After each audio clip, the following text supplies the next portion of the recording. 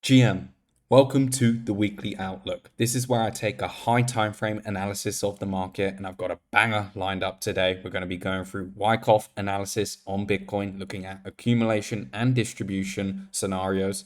We're going to be diving into the leverage positioning in the markets right now, going into catalysts and risk ahead, as well as a trade of the week. And you guys know from last week's video, we hit some banger short trades from the trade of the week setup. So make sure you stay tuned to the end. If you appreciate these videos, if you caught some gains off of last week's setup, make sure you drop a subscribe, drop a like, drop a comment, turn that bell on if you appreciate content from a real full-time trader, and I'll keep putting out these videos. Let me know your feedback as well. I read all the comments, I reply to all of you G's. Also got a Telegram if you ever want to reach out. So without further ado, Bitcoin. Let's get into it. So, high time frame weekly chart, looking at the accumulations and distributions on Bitcoin with the high time frame support resistance level. So, first of all, what are we looking for in this weekly close? Looking to see if we confirm a market structure break or not. A market structure break would be if we close below this low, which led to the most recent high. Last cycle, there were two examples of this. So this was the low that led to the most recent high. Closed below it, got a nice bounce into a retest before the dump where China banned crypto.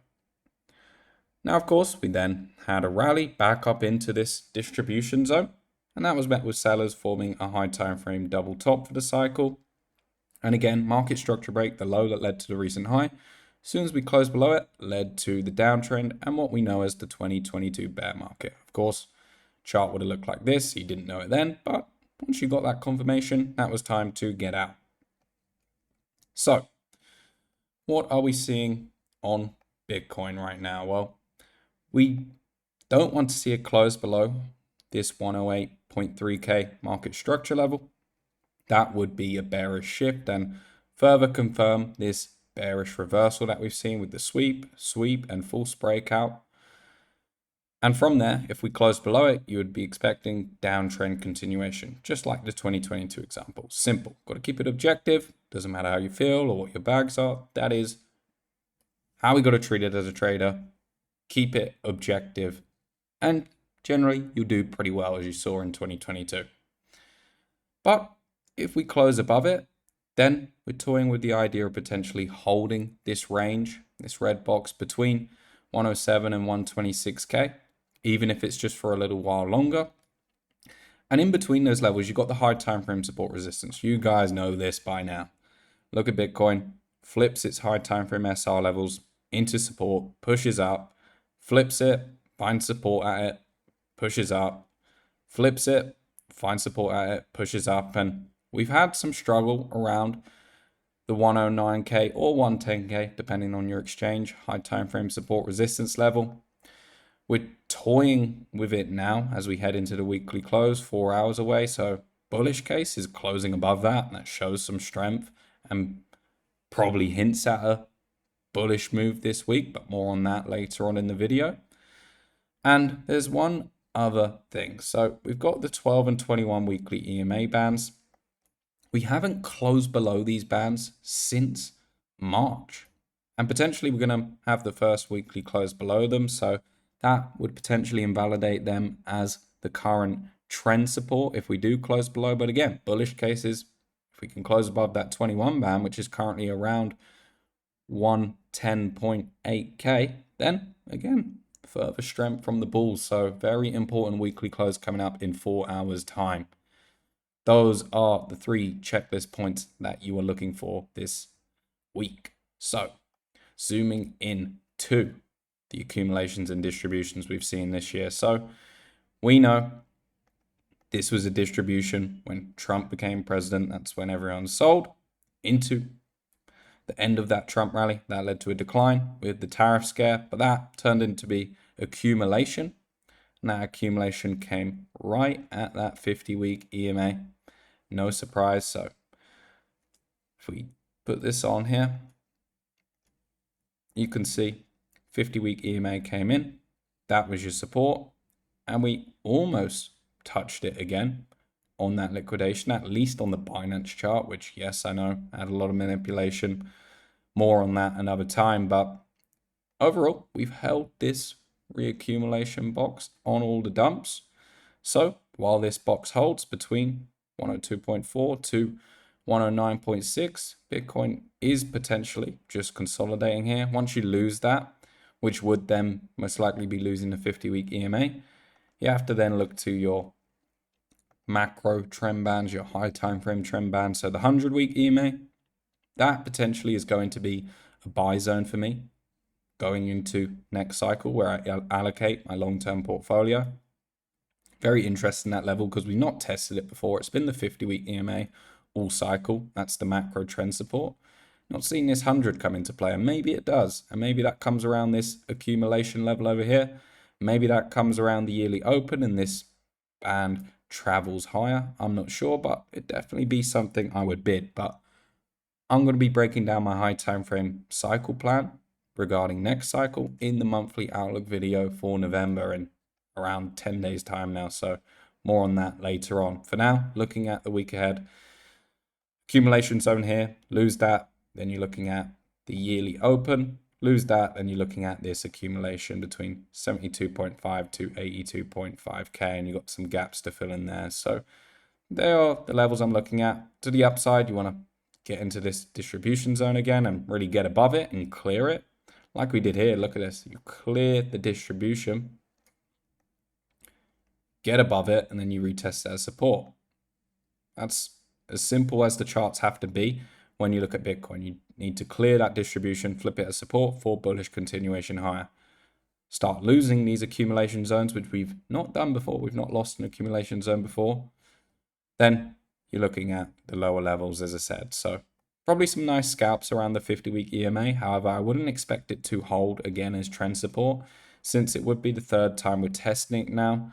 And if we're retesting those lows again, then you're likely to lose this accumulation box and actually go to your higher time frame band. So that's what I'm looking at on Bitcoin. Very simple. I want to follow these macro trend support bands for the next number of years, for however long it lasts. And they're going to offer some really high risk to reward opportunities for long-term bags that I can sit on for a 6-month, maybe multi-year hold.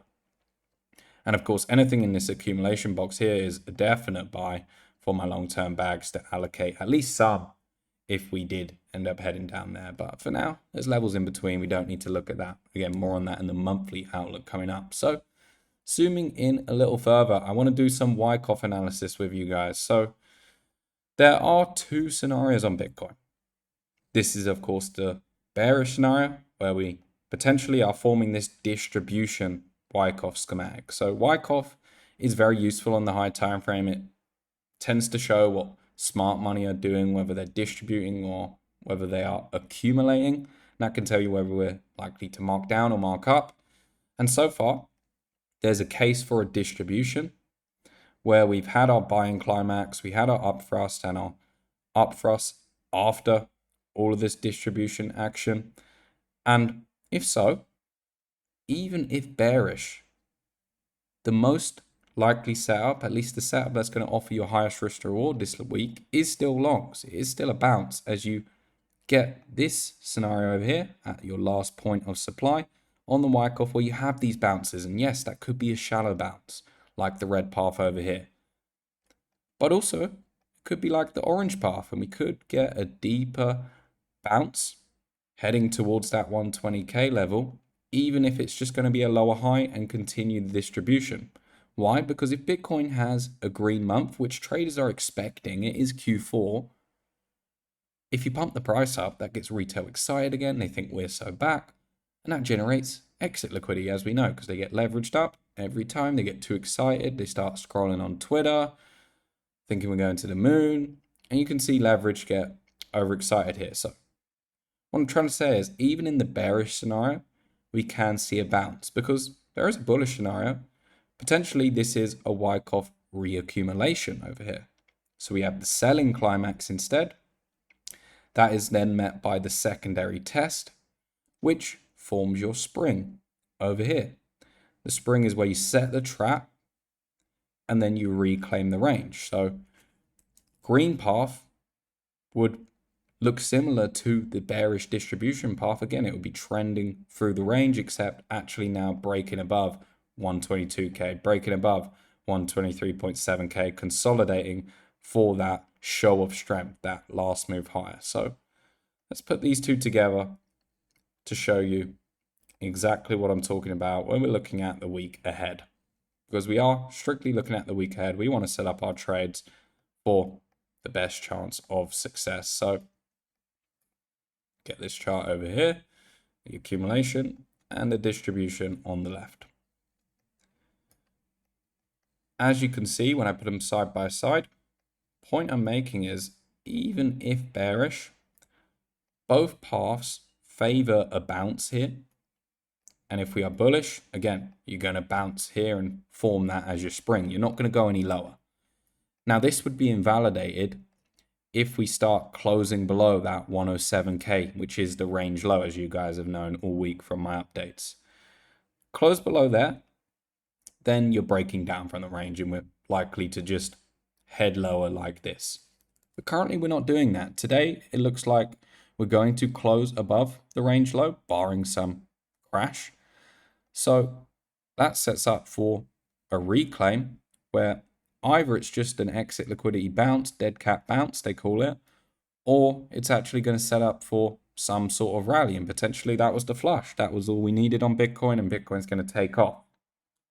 So these are the two scenarios that we're going to be monitoring, because it is setting up like a Wyckoff, but you only know whether it's accumulation or distribution in phase E after the breakout over here or the breakdown over here.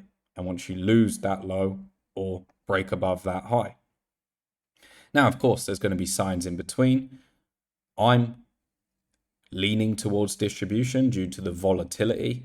When you have such wild volatility, it's more indicative of in distribution because that generates large swings of retail emotions. That gets retail wrecked on altcoins, which generates exit liquidity. But once you generate exit liquidity, that means you're filling your sells rather than filling your buys like in accumulation. In accumulation, it's low volatile. You don't want retail getting excited. You want them getting bored and leaving the market. So it's only smart money in. And let me show you some examples. This is accumulation. Look at this. It's low volatility. You're not taking these wicks. You're not got this push up, false breakout, push up, false breakout. No. Leaving all the liquidity. Even something like this, very low volatile, tight reaccumulation upwards. You're not seeing wild swings up and down like you've got over here where you have 3 days up and then 3 days completely retracing it. You're not seeing any of those big impulses and big retracement of the impulses. It's all very low volatility, chop, chop, chop, and then that leads to boom, markup. And it's the same time and time again on Bitcoin. So I'd lean towards distribution, but prepared for reaccumulation as well. And we'll just play it as it comes. But this is the weekly outlook. So regarding the trade of the week, it's going to be looking for longs. And I'll be looking for longs until we get a daily close below 107.2k to confirm a breakdown. Because reclaiming the range favors a bounce in either scenario. So that is Bitcoin. That is the distribution and accumulation. Now, some levels that I find interesting, of course, is this range low that I keep mentioning to you guys. So today we're looking like we're going to close above it.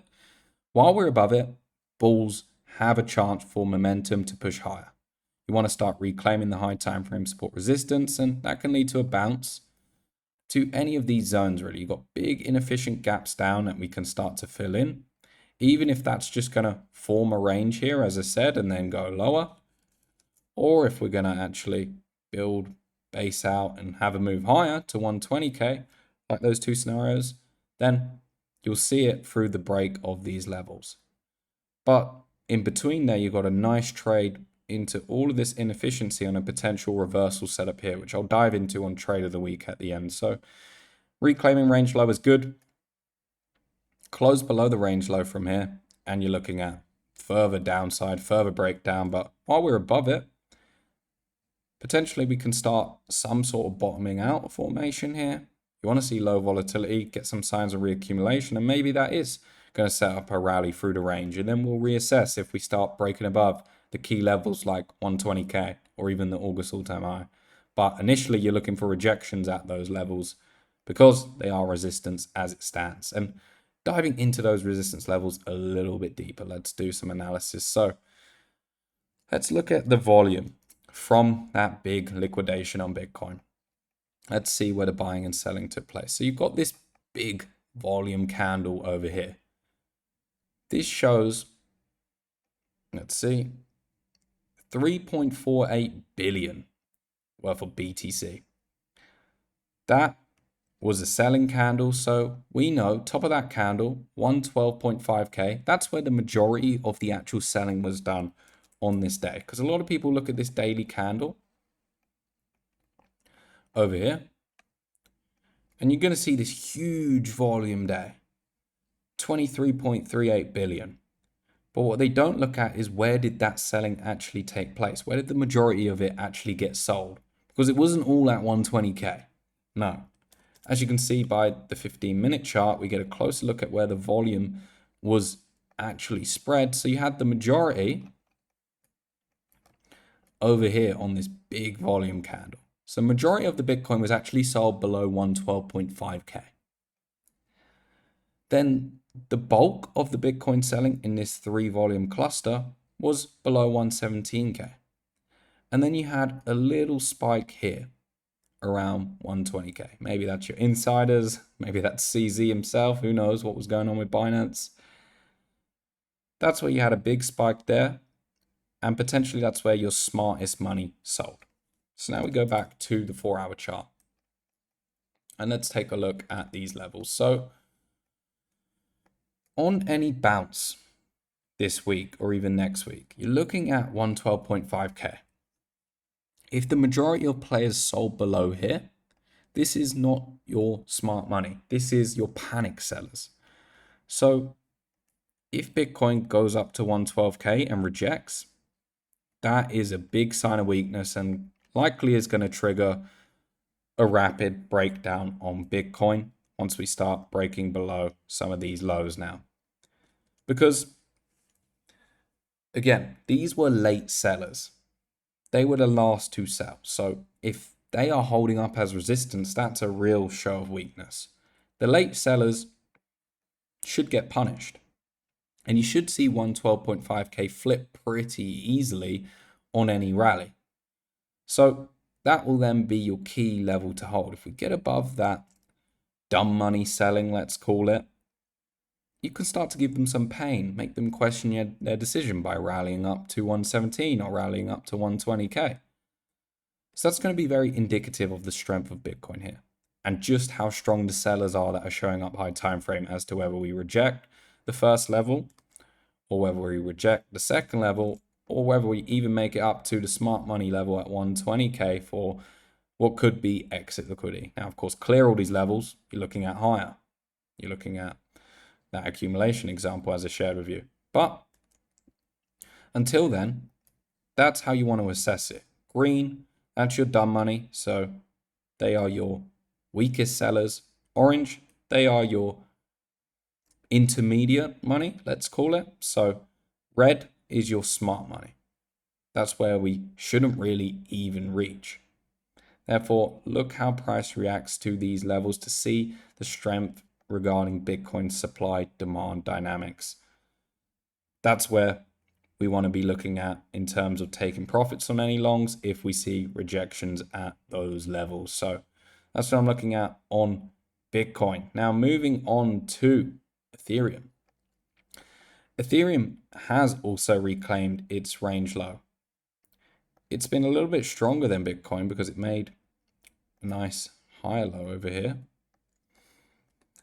And you're seeing it attempt to reclaim this range. And I think the reason it's been stronger is one, because people are expecting ETH to do that typical end of cycle rally after Bitcoin's done. And maybe they're trying to run that playbook back again. And of course, you've got these highs which haven't been taken in a while, whereas Bitcoin has recently took its highs. So ETH has more of a target, which is something I'm keeping in mind. Need to see more confirmations on the chart. But again, more on that in Traded a week later on. Got setups for both. right now on ETH, we're reclaiming the range low. So good from that standpoint to reclaim it. That means potentially you're setting up that spring here in the bullish example, or at least a dead cat bounce in the distribution example when we're talking about Wyckoff. So from here, you just want to hold the range low. Again, closes below the range low, then you're confirming a likely breakdown, maybe back to that yearly open level, which we've held. That's where the liquidation came to, no surprise, and we held again in August. But as long as we're above the range low, any basing here should be able to set up for some sort of bounce, whether it's to the value area high, whether it's just a weak bounce to this resistance level here between 4.2 and 4.3k. It's the value area low to POC, or whether we can actually make it to the value area high and some of this liquidity over here. So they are the targets on ETH. Reclaim that high time frame SR and you can look at potential longs up through the range. But above the range low, any basing here can set up that reversal that I've been talking about. So Ethereum looks pretty decent, and on the weekly, bad thing is we're looking at closing below the high time frame support resistance level, something we have not done before. So yeah, we're toying with the idea of a confirmed false breakout here on high time frames. Therefore, that's why I lean towards dead cat bounces on the chart more than that accumulation Wyckoff scenario. I think we can rally next week, but you're not looking at new all-time highs and just bull markets back on, in my opinion. But who cares? As long as the markets go up or down, we trade the charts and we prepare for whenever the opportunities come high time frame. That's why you need to be a trader. That's why you need to be able to actively manage your wealth in a world where they print fear endlessly. You can't afford not to in today's world. So whether it goes up or down, whether it takes 6 months, a year for our high time frame, long-term opportunities, it doesn't matter. But be prepared. You guys stay with me, stay with this channel. I'm going to be doing so much more. I'm going to be looking at crypto, stocks, everything to really kill it for the rest of this cycle and next cycle on the high time frame. Got a bunch of alpha coming and value that we've got planned.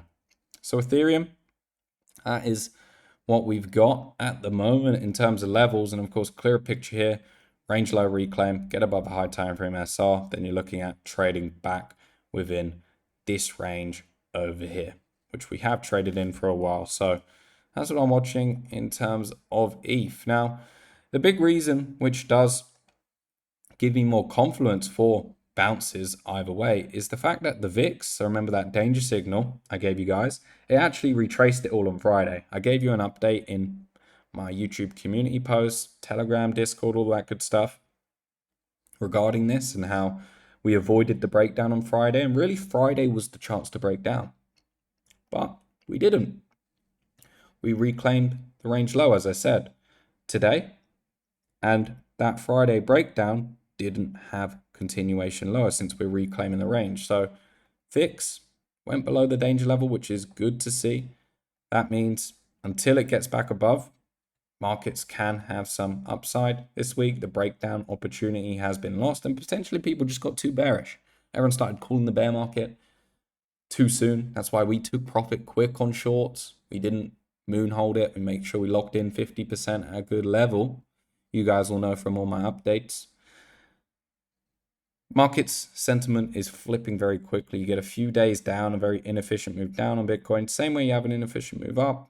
Honestly, sentiment just flips 180, and that's why you get a mean reversion rally, or as I said, mean reversion dump, which we've just recently seen. So yeah, I think there's more exit liquidity to be generated, and that can come from a bounce, and this chart signals that further. So looking at the wider market, obviously you've got the high time frame SR levels, Bitcoin trying to close above the weekly, 4 hours to go now. Ethereum below it, so not great if you're confirming that high time frame false breakout. Still think we can have bounces, but high time frame, that's not a good sign.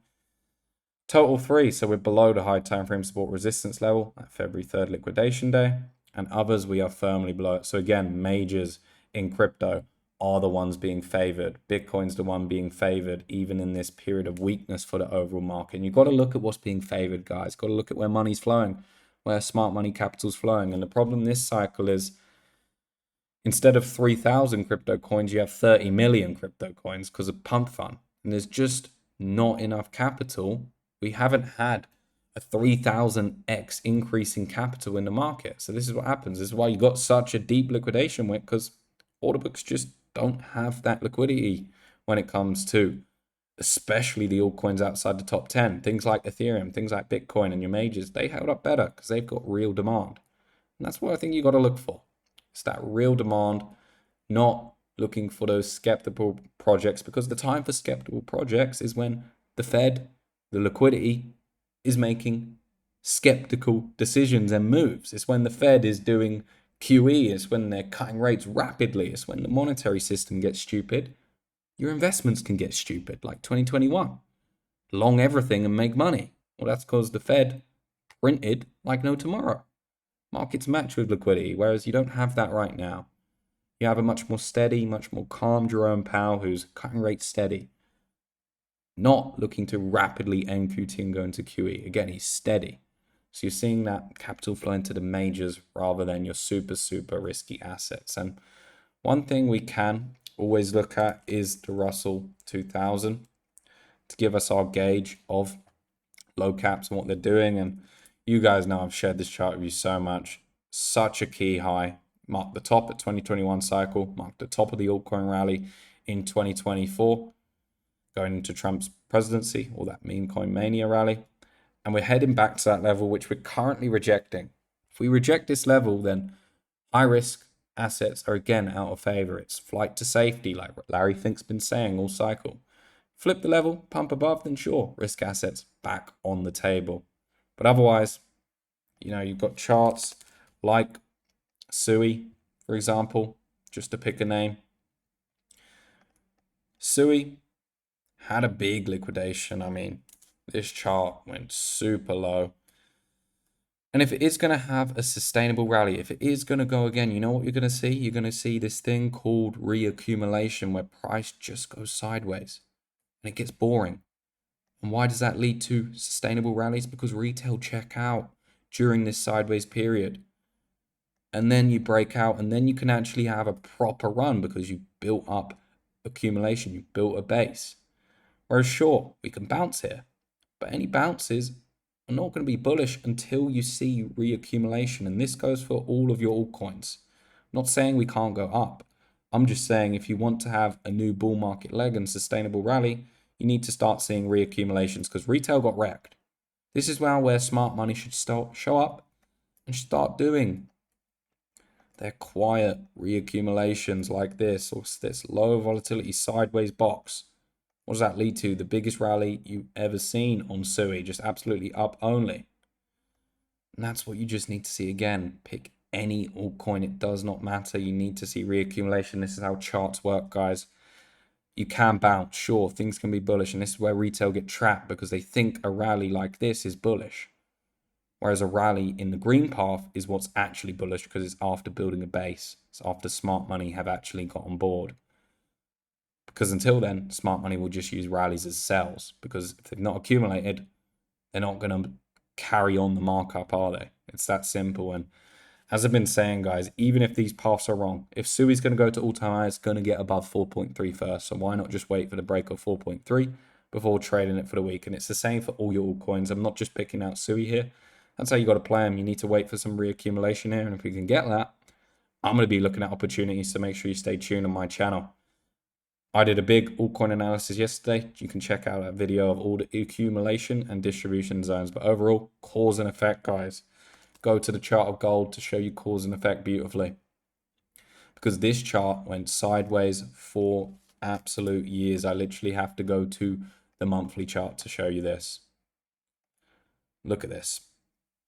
That is smart money accumulation between 2011 to 2024. And then what do you have here? In the top right corner of the box, one of my favorite setups, you get an even tighter accumulation between 2020 and 2024. 4 years of sideways boringness. This is why gold's the best performing asset right now. It's as simple as that. You need cause and effect. You need accumulation to get the proper trends that last. Now, again, it doesn't mean you can't have bounces. This chart had bounces. Look at this. This chart even had rallies. But for the big rally, the big breakout, you needed that cause and effect. And then throughout the rally, markets are fractal, as I said. You then go to your lower time frames, and what do you see? You see it exactly the same thing. Reaccumulation leads to a trend higher. You go to your lower time frames. You have a look at what is the trend support. This is how you start trading your momentum assets.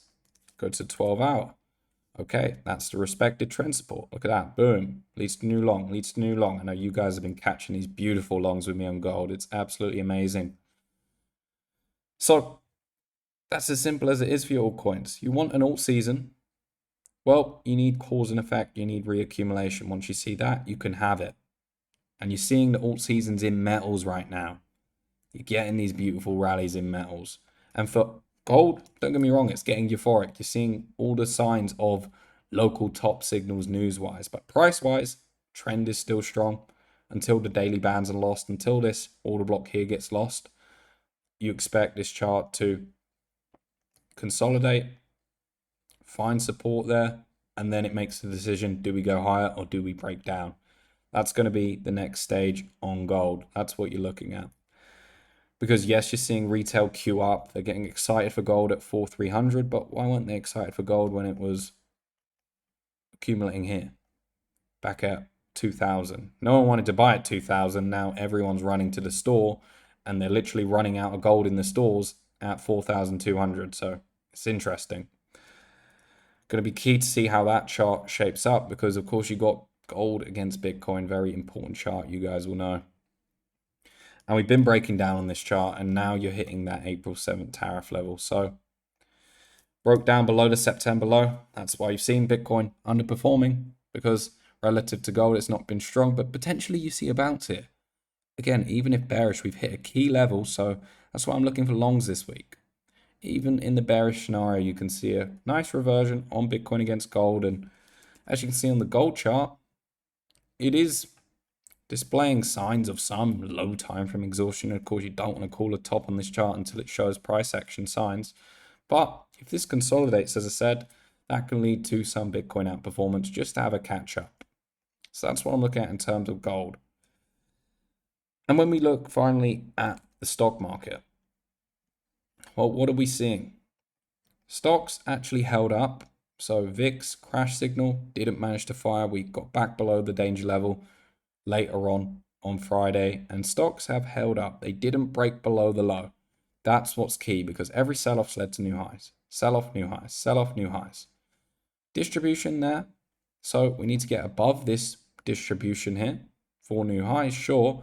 So we could still see the orange path, but until we break this low at 6.540, stocks are okay and they're set for higher. Break this low and we're looking at extended downside and risk off in the market. So that's what to look for when it comes to your stocks, your low caps, gold, and really, what have we got? Something I want to talk about. Where is the alt season this cycle?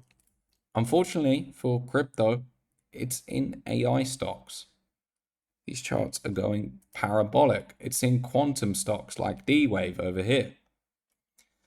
So that's kind of what you've just got to accept in this market, is the shiny narrative has been quantum computing. This chart's just been mooning. The shiny stuff has been AI. So again, this chart's just absolutely at a trend. Beautiful rally. AMD probably not the best example. It's room for this path, but it's had a lovely gap up. If we just look at something similar like Oracle, I know this chart had a very good rally. Not that one. Here. So this is where Larry Ellison actually became the richest man in the world for a week. That was a top signal, of course, but this is where the alt season has been, guys. It's been in these assets, and that is the current problem you're seeing. You're seeing attention's actually flowing into AI, it's flowing into quantum, and maybe altcoins have just missed this cycle. Maybe they come back next cycle, and it was just too consensus that we're going to see that 2021 alt season again, and everyone got positioned for it. And if everyone's positioned for it, that means it's simply unlikely to happen, because who's going to buy your bags to push it higher? It's impossible if everyone's already positioned. So that's what I say when we look at something like Total Free. Very simple. Need to see some sort of reaccumulation. Now, sure, can we see rallies? We've got these two paths here. If we can get something like the green path, continue basing out in October and not breaking below October, like this red path, then potentially we're building value for a nice end of year rally. Whether that's to new all-time highs or not, I don't know. But we can see that exit rally. Start breaking down like the red path, then you're looking at a deeper correction on alts. But from there, even in the red path, you're again just then looking for your reaccumulation. When does price go sideways? Because that's going to lead to your next big trend, the next trend where you can actually hold for multi-months or maybe even multi-years. Something like the green path, you might want that right now, but that's probably going to fall just as quick as it rises, as it provides exit liquidity, because sentiment changes so quick when you get a quick rally. Whereas when you build a base and bore everyone out the market, sentiment doesn't change so quick. All of a sudden, this is a disbelief rally. And disbelief rallies are the rallies that stick, not the rallies everyone gets bullish in halfway through. When everyone gets bullish, that's when the rallies end, because again, once everyone's positioned, who's left to buy your bags and send it higher?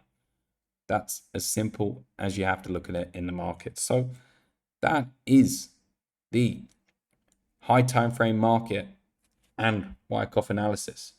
Moving on to the leverage positioning. So what are we seeing in the futures market? Well, BTC. You've got open interest, which is flushed below the 2024 high, whereas price is above. So that is a healthy leverage reset so far. You can definitely confirm that longs have been flushed, retail has been flushed on that move. So now it's just going to be very key. Can we reaccumulate and build those positions up again? Because while flushing longs and leverage out is good, you're getting the 100x boys out the game. You do want to then see longs build again, because that's reaccumulation. You do want to see open interest rise again. This, therefore, is just a flush to wipe out the tourists, the short-term speculators, the people who aren't really in the game. Because otherwise, if open interest is decreasing and price just stays here and this keeps falling, when that's less interest in the market. If longs are actually just exiting en masse, well, then you're more likely to see some sort of extended downside. Because you need longs. You do need the futures market to keep an uptrend fueled and going higher. Therefore, it's a very key week to see if longs can rebuild and reaccumulate, or if longs are just taking profit and they are just getting out and open interest is bleeding, because it's a healthy reset, but only healthy if we now reaccumulate and don't continue the profit taking. And it's a similar story for Ethereum. So this was the 2024 high, key high time frame SR level, open interest. At the same time, we are now below it and price is below it. So that's in harmony. That is, again, a leverage reset. That is healthy. Longs have been flushed and short-term tourists are out. But now you need to see reaccumulation. You need to see longs building again and structure building, holding with higher highs, higher lows, building a base.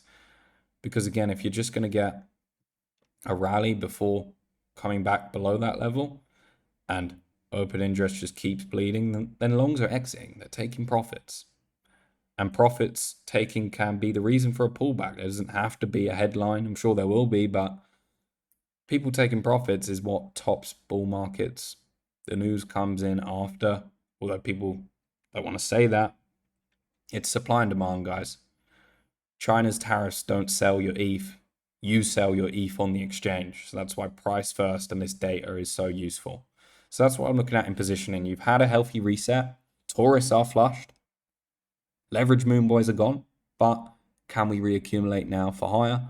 Or do longs continue taking profit? So that is positioning. Now, catalysts and risks.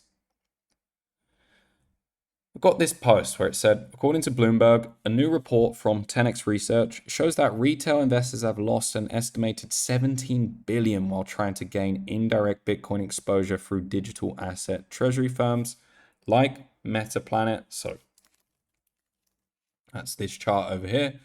These are all the sailor copycats. How is this doing? So you guys remember all the craze around MicroStrategy, around these Bitcoin treasury companies? Well, what does that look like? Again, this was where the alt season was at. It was in these treasury companies, and what is that? That's a pump and dump. That looks like an altcoin. I mean, altcoins aren't just a crypto thing, guys. It's also in stocks, and this shows that people just got wrecked. They never learn. They never just buy Bitcoin. They always have to get some sort of leverage, and it is the fallacy of Bitcoin being such a high performing asset. Because it's so good, it's a double-edged sword. It leads to leverage, and leverage has to get flushed. So it doesn't have to be a reason markets pull back or break down. It can just be profit taken, as I said. And on charts like this, you can see why 17 billion from retail investors has been lost, trying to gain exposure on these firms like Michael Saylor's strategy, Metaplanet. And the losses stem mainly from excessive premiums, which allowed companies to issue shares at valuation far above their actual crypto holdings. So, in other words, leverage. Now, there's a bull case and a bear case for this. Let's go for the bull case first. So, the bull case is that liquidity refocuses now on Bitcoin and possibly majors too, but I'd say Bitcoin first, and that's the one I'd be most confident in, instead of the waste. Perhaps all of these flushes on altcoins, which we know last cycle there was around 3,000 projects. This cycle there's 30 million with Pump Fund launching one a second. Possibly that 30 million can reduce to 100,000 again. And all of that money that went into those extractive projects, those altcoins that were just pump and dumps, where bad actors, people like the Kanye West coin, there was so many, they just rug pulled it. And you got to ask, did that money go back into crypto, or did it get put back into dollars and taken out the system? Most of it got taken out the system. Pump Fund, all the revenue they generated, did that go back into Bitcoin? Did that go back into crypto? Or did they sell it into dollars and take it out the crypto system? See, that's the problem. Along with this post over here around the treasury firms, so much liquidity, so many dollars have been extracted from crypto, from all of these high leverage vehicles or high leverage assets like these altcoins. So the bull case is we go back to the norm. We revert back to majors. We revert back to projects that actually can have an impact on the world and actually do something. Let's face it. You can't sit and tell me with a straight face that the coins outside the top 100 actually do anything. I'm sure there will be a few, don't get me wrong, but there's so much liquidity that's wasted in the crypto market. Just look at this. Just look at Total One. The total crypto market is 3.65 trillion. And when we look at Bitcoin market cap, if I can find it,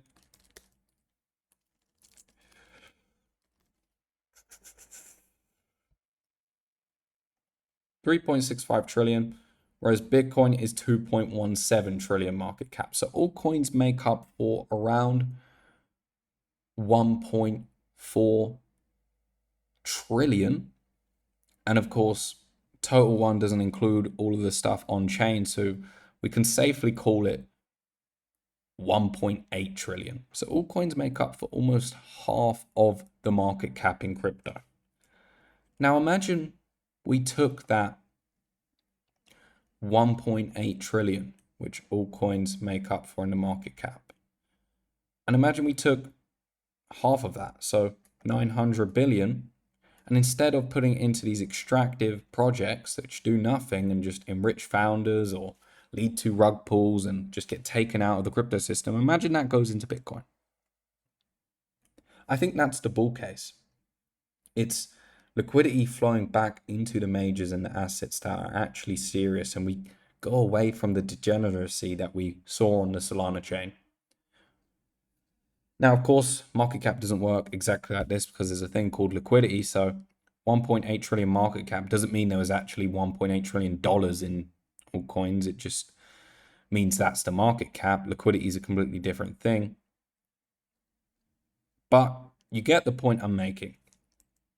if the liquidity can actually start refocusing on Bitcoin, then maybe that was a reset and maybe that is going to be the bull case to lead Bitcoin's going higher.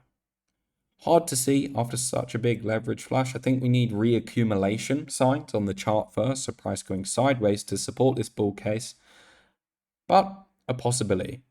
Now, the bear case is that retail just got wiped out and now there's no more exit liquidity. So with all of these dollars lost from the crypto system, we've just seen huge liquidation across the altcoin market. If retail are no longer here, who are smart money going to dump on? Smart money mark the price up because they know retail are going to come in at the end. But if retail are already wrecked, why would they mark it up? It would be smart money dumping on smart money.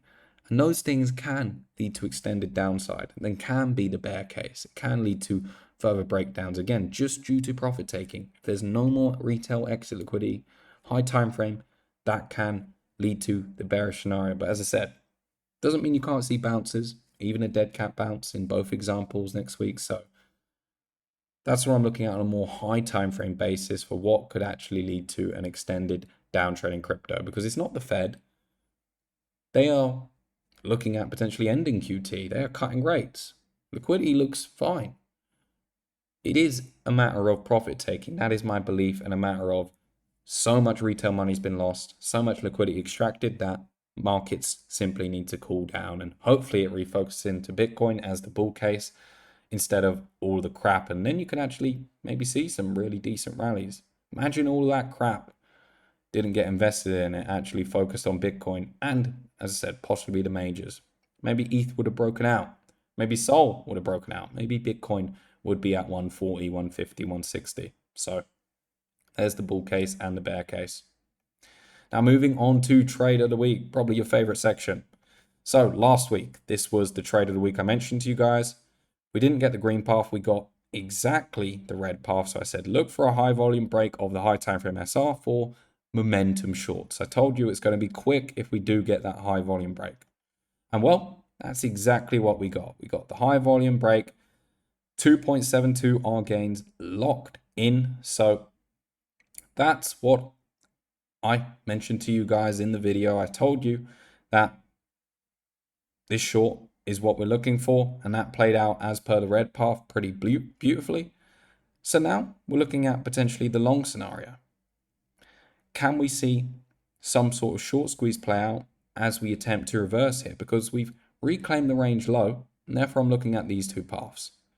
Green path would be price finding resistance around a high time frame SR on the first try, coming back down to the range low. And if that holds on dips, I think that then builds a nice base to set up a rally for higher, because we're seeing a short squeeze today. They're getting blown out, which is fine. But if that short squeeze ends, you just want to see can price find support at higher levels, because that means demand's now coming in behind the short squeeze, and it's not just fueled by futures positions closing. And that can lead to a more extended and sustainable rally like the green path, where, again, I'll be looking for longs in validation at the range low and trying to trade some of that momentum in that faster short squeeze scenario. Now, orange path would be a failure to return reversal. So maybe we lose the range low briefly again. And on the reclaim, that's where I'd be looking for longs with a clear invalidation then at that higher low. Maybe we don't lose the range low and this is just higher up, but you get the point. If we hold or reclaim that range low in a lengthier consolidation like the orange path, then again, that builds a nicer base, actually my preferred scenario, where I look for longs for a reversal setup. Because as you know, I think next week favors longs unless we have a daily close below the range low, so 107.2k. So that's what I'm going to be looking for.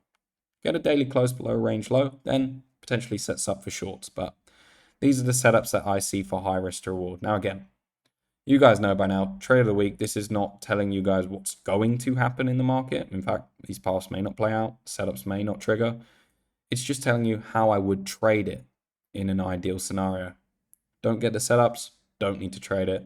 That's perfectly fine. Not here to catch them all. We're here to take trades with our system, because we know that's what works and leads to compounding of profits over time. So they are the trades I'm looking at.